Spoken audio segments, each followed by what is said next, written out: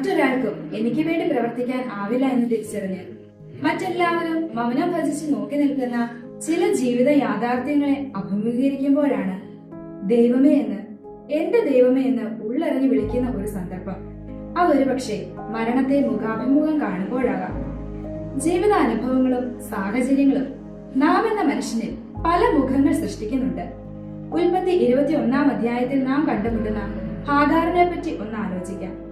ദാസിയായിരുന്നപ്പോൾ ഒരു മുഖവും ഗർഭിണിയായപ്പോൾ മറ്റൊരു മുഖവും അവൾ സാറായിയോട് കാണിച്ചു. അതുകൊണ്ട് തന്നെ അബ്രാമിന്റെയും സാറായിയുടെയും മറ്റു പല മുഖങ്ങളും അവളും കാണേണ്ടി വന്നു. എന്നാൽ നിസ്സഹായതയുടെ മരുപ്രദേശത്ത് അലഞ്ഞു നടക്കുമ്പോൾ കണ്ണു തുറക്കാനും വറ്റാത്ത നീരുറവയുടെ കിണർ തീർക്കാനും കരുണയുടെ മുഖം മാത്രമുള്ള ദൈവത്തിനെ കഴിയൂ.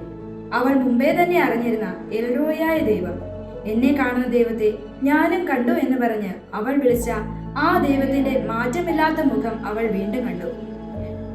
നമ്മുടെ ജീവിത യാഥാർത്ഥ്യങ്ങളിൽ സ്വന്തം നിസ്സാരത തിരിച്ചറിയുന്ന പല മരുപ്പു യാഥാർത്ഥ്യങ്ങൾ തേടിയെത്തുമ്പോൾ മനം മടുക്കാതെ കരുണയുടെ മുഖം മാത്രമുള്ള ദൈവത്തിൽ ആശ്രയിക്കാൻ കഴിയട്ടെ.